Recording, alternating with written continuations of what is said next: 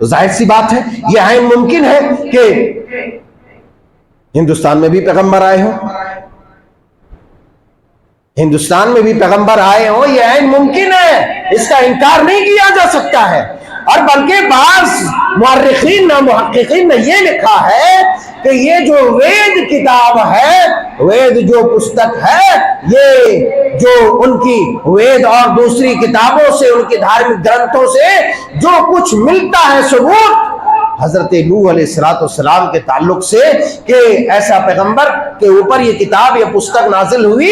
کہ جو طوفانوں والے اور سیلابوں والے تھے، تو معلوم یہ ہوتا ہے کہ سیلاب والے نبی جس قوم کے اوپر سیلاب آیا وہ حضرت نوح علیہ السلام کی قوم تھی۔ اور بعض نے کہا کہ یہ وید جو کتاب ہے یہ حضرت نوح علیہ السلام کے اوپر نازل ہوئی ہے۔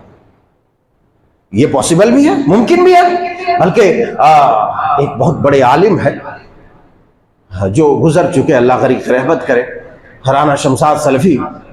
ایک بار میں ان کا بیان سن رہا تھا تو انہوں نے کہا کہ یہ جو ہند اور سندھ کی جو تاریخ ہے یہ جناب حضرت نوح علیہ السلام کی چوتھی پیڑھی میں سے 2 لڑکوں کا نام ہے، ایک کا نام تھا سندھ، ایک کا نام تھا ہند۔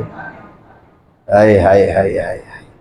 بات کہاں کہاں سے آ جا رہی ہے۔ ایک کا نام ہند تھا، ایک کا نام سندھ تھا، اور انہی دونوں بھائیوں کے نام پر یہ ہند اور یہ سندھ آباد ہوا اور یہ نام پڑا۔ اور آپ کو معلوم ہے تاریخی حوالے سے تاریخ الکامل کے اندر، تاریخ البدایہ والنہایہ کے اندر اور بہت ساری تاریخی کتابوں سے جو مستند حوالے ہمیں ملتے ہیں اور جو زیادہ مشہور اور معروف ہے وہ یہ ہے کہ حضرت آدم علیہ السلام کہاں نازل ہوئے؟ ہندوستان میں۔ لہذا اگر کوئی یہ کہتا ہے کہ آج یہ جو مسلمان یہاں پر ہے یہ 1400 سال پہلے والا ہے، یا مغلوں کی اولاد ہے، یا مغلوں کی نسل ہے، یا فلانے چلانے جیسا کہ آپ سنتے ہیں، تو ایسا نہیں ہے۔ بلکہ یہاں پر رک کر کے میں یہ بھی کہوں گا